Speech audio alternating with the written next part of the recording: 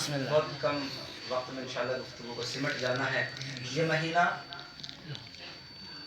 رجب کا مہینہ ہے، برکت کا مہینہ، یہ مہینہ حرمت کا مہینہ. 3 مہینے بڑے بافضیلت ہیں جن کے لیے روایتیں آئی ہیں. رجب کا مہینہ اور شعبان المعظم اور ماہ رمضان المبارک. لیکن بعض روایتیں ایسی ہیں کہ جو شہر رجب کی یعنی ماہ رجب کی فضیلت پر دلالت کرتی ہیں کہ اس سے با فضیلت مہینہ کوئی دوسرا نہیں. بہت سی روایتیں ایسی بھی ہیں کہ تمام مہینوں کے اوپر اس مہینے کو فوقیت دی، حتیٰ کہ رمضان اور شعبان کے اوپر. اس مہینے میں نیکیوں کا ثواب جو سب سے کم حدیث ہے وہ یہ ہے کہ ڈبل ہو جاتا ہے. ہر مہینے میں 2 رکعت نماز پڑھنا اور اس مہینے میں 2 پڑھنا 4 کے برابر ہے. یاد رکھیے گا صرف اعمال صالحہ نہیں بلکہ گناہ بھی ایسے ہی ڈبل ہو جاتے ہیں. یہی وجہ ہے کہ اگر کوئی اس مہینے میں کسی کو قتل کر دے تو اس کی دیت ڈبل ہے. ہاں یہ ہے. 4 مہینے ایسے ہیں کہ جو حرمت والے مہینے ہیں. انشاءاللہ مدِ حاضر میں بیان کروں گا.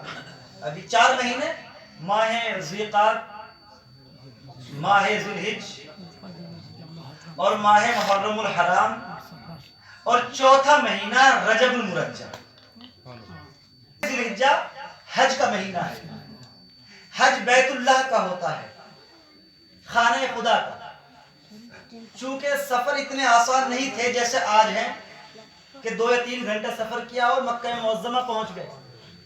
پہلے کے سفر مشکل تھے، سواریاں سب کے پاس نہیں تھی. اگر کسی کے پاس گھوڑا ہے تو سمجھو مرسیڈیز ہے، اور وہ بھی ریگستان میں کوئی رسک نہیں لیتا تھا. سواریاں اونٹ تھی، سب کے پاس وہ بھی نہیں تھی. تو یہ اللہ نے اس حرمت کعبہ کے لیے راستوں کو سیف بنانے کے لیے کہا کہ یہ ذوالحجہ، یہ ذیقعدہ جو ذوالحجہ سے پہلے کا مہینہ ہے، اس میں بھی جنگ کرنا حرام ہے. کوئی کسی کے ساتھ جنگ نہیں کرے گا، کوئی کسی کو قتل نہیں کرے گا، کوئی فساد نہیں کرے گا، یہاں تک کہ مسلمان کافر کے ساتھ بھی نہیں لڑے گا، تاکہ سب لوگ راستے محفوظ ہو جائیں، گاؤں اور بستیاں محفوظ ہو جائیں. ایسا نہ ہو کہ لوگ جھگڑے میں پھنس جائیں اور بیت اللہ کے حج کے لیے نہ جا سکے. کہ نہیں، ذوالحجہ سے جانا ہے نا، مہینے بھر کا سفر لگتا ہے مکہ معظمہ پہنچنے کے لیے، تاکہ سب لوگ بحفاظت اپنی اپنی بستیوں سے اپنے دماغوں کو صحیح کر کے فتنہ و فساد ختم کر کے خانہ کعبہ کی طرف سفر کیا جائے. ماہ ذوالحجہ سمجھ، ماہ ذیقعدہ کی حرمت سمجھ میں آئی. ماہ ذوالحجہ یہ مہینہ حج کا مہینہ ہے. اس میں حاجی پہنچے گا، احرام باندھے گا، کچھ دن وہاں ٹھہرے گا، اس کے بعد واپسی کا سفر کرے گا تاکہ واپسی میں بھی راستے محفوظ رہیں. محرم الحرام کو بھی حرمت کا مہینہ قرار دیا گیا تاکہ اس میں بھی کوئی، تاکہ سب حاجی اپنے اپنے وطن پہنچ جائے. کم از کم 1.25 مہینہ رکھا ہے، 1.25 مہینہ اس سفر کے لیے. اس لیے کہ خانہ کعبہ میں حج کے لیے دور دراز سے بھی لوگ آتے ہیں. اس کے بعد جو حرمت کا مہینہ ہے، 4 مہینے حرمت کے، چوتھا مہینہ رجب کا مہینہ ہے. اب میری سمجھ میں نہیں آتا کہ اس مہینے کو حرمت کا مہینہ کیوں کہا. ہو سکتا ہے وجہ کوئی اور ہو، مگر ذہن ناقص جہاں تک رسائی ہے میری، یہ جہاں تک میں نے کچھ اپنے اساتذہ سے سن لیا، وہ یہ ہے کہ اللہ نے احترام کعبہ میں ان 3 مہینوں کی حرمت قرار دی گئی، وہی مولود کعبہ کے احترام میں ماہ رجب کو حرمت کا مہینہ قرار دیا. کا احترام ہے، پتہ تو چلے کہ مولود کعبہ کے حرمت کی وجہ سے اس مہینے کو حرمت ملی ہے.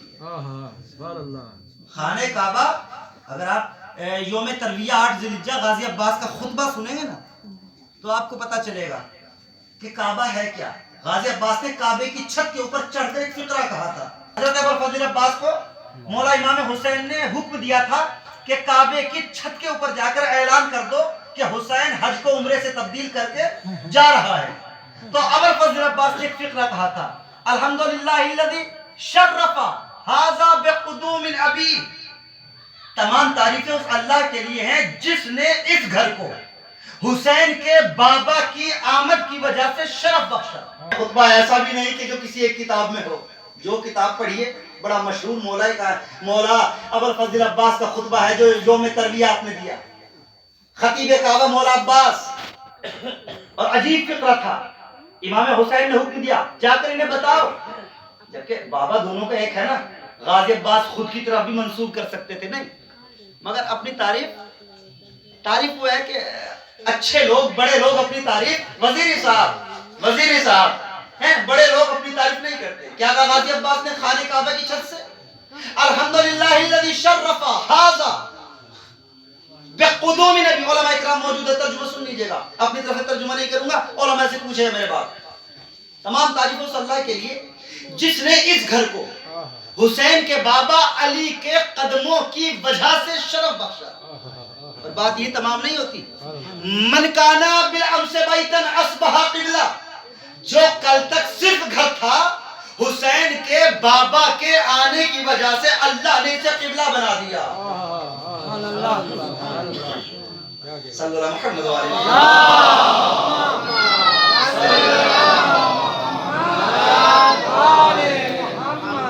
جو کل تک گھر تھا اللہ نے اسے قبلہ کب بنایا, جب حسین کے بابا علی آ گیا.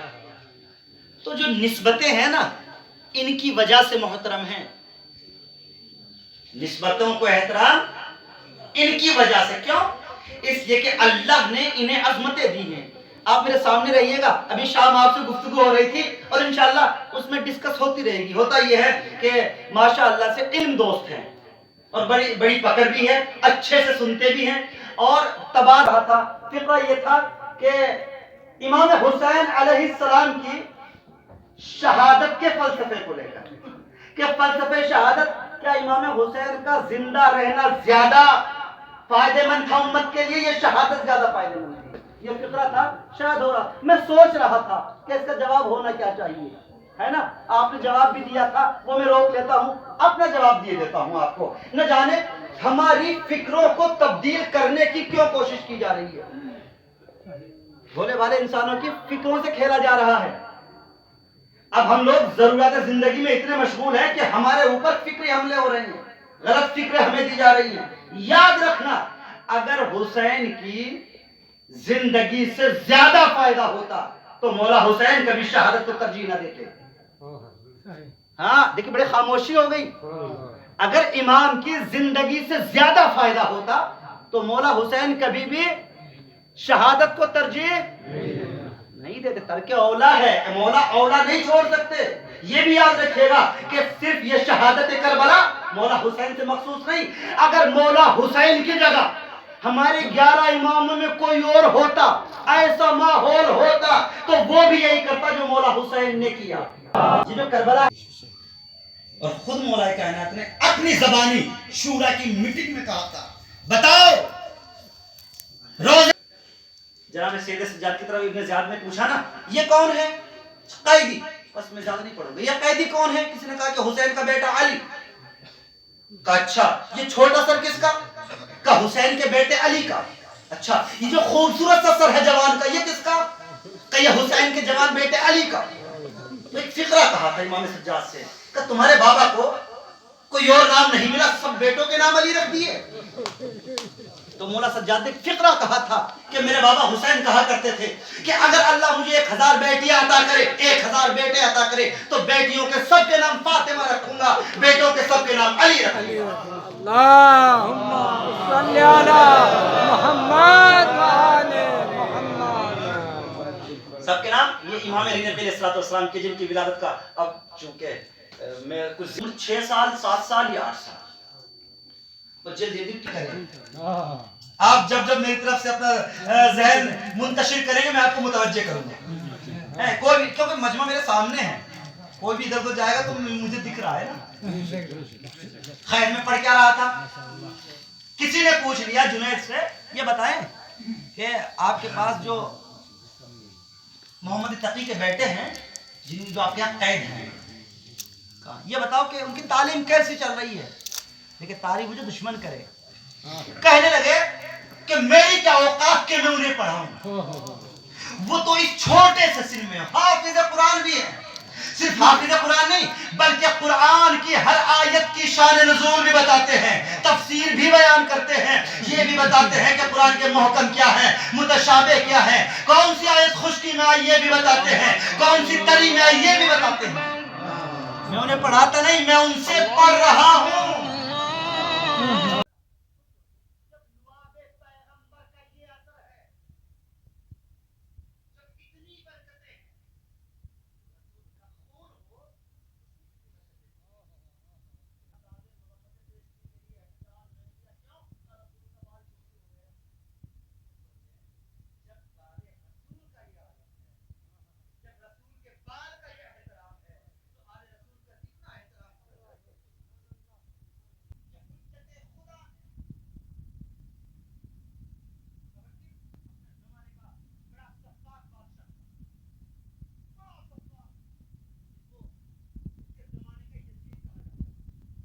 ہوتی تھی اپنی تفریح کی خاطر بچھو سے بھرے ہوئے گھڑے منگایا کرتا تھا گھڑا سمجھتے ہیں نا مٹی کا گھڑا اور محفل کے درمیان لا کے اس کو توڑ دیا جاتا تھا اس سے جو بچھو نکلتے تھے نا اور دروازہ بند ہوتا تھا سب کو منادی تھی کہ کوئی اپنی جگہ سے ہلے گا نہیں تو خود سوچے جب بچھو چلے گا مجمع کے درمیان تو کیسی افراتفری ہوگی اس کو مزہ آتا تھا اتنا سپاک بادشاہ تھا ایسے ایسے ظالموں نے علی کے فضائل کم کرنے کی لاکھ کوششیں کی ہیں ان سے علی کے فضائل نہ کم ہوئے اب ہم خود ہی شوشے چھوڑتے ہیں ہم خود ہی اپنی موضوع پر اپنی مجلسوں پر ٹاپک پر بتاتے ہیں کہ یہ پڑھ دیں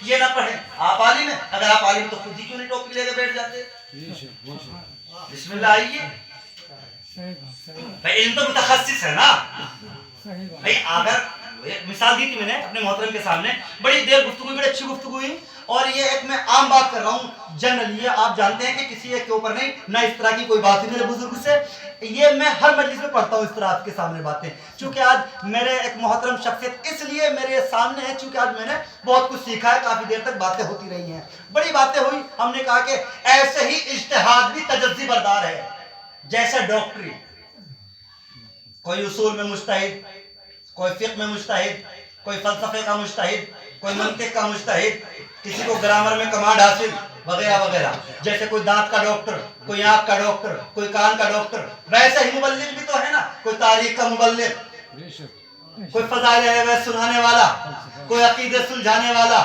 کوئی رسالت بیان کرنے والا تو آپ نہیں ہیں آپ نہیں فیصلہ کر رہے یہ پڑھیں سب ایک تھوڑی پڑھیں گے ہے نا روزانہ ایک کھانا تھوڑی کھاتے ہیں آپ تبدیل ہے نا ایک دن فضائل ایک دن خیبر اگر عبادت کا مزہ لینا ہے تو اہل بیت کی معرفت حاصل کرنی پڑے گی کہ تاجر نہ بنو جنت چاہیے جنت مولا کائنات سے پوچھا تھا مولا کائنات کی دعا کے فکرے بھی ہیں مولا کی جملے ہیں پروردگار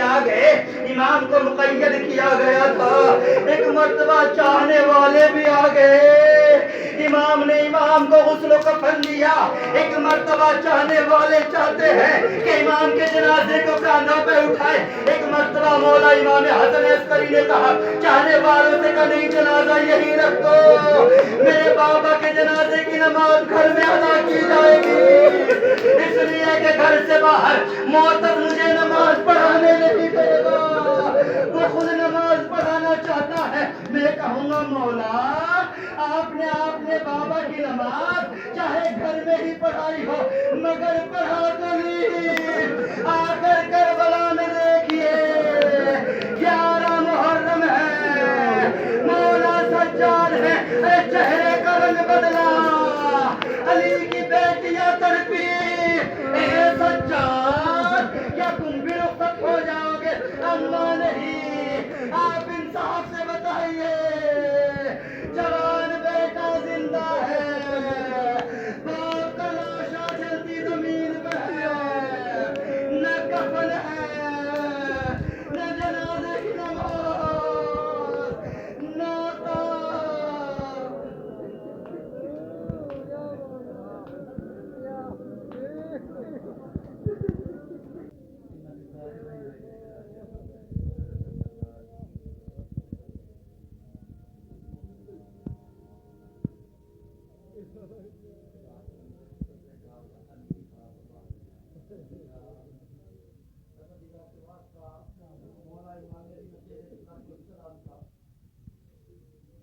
ان رونے والی آوازوں پر اپنی رحمت نازل فرما. پروردگار کے واسطہ حضرت امام علیہ السلام کی عظیم قربانی کا. پروردگار جتنے یہ آنکھیں غم امام نعیم میں اشک بہا رہی ہیں، جتنی رو رہی ہیں، پروردگار انہیں کبھی دنیا کے غم میں مبتلا نہ کرنا. پروردگار ان آوازوں پہ اپنی رحمت نازل فرمانا. پروردگار جتنے ہاتھ تیری بارگاہ میں اٹھے ہوئے ہیں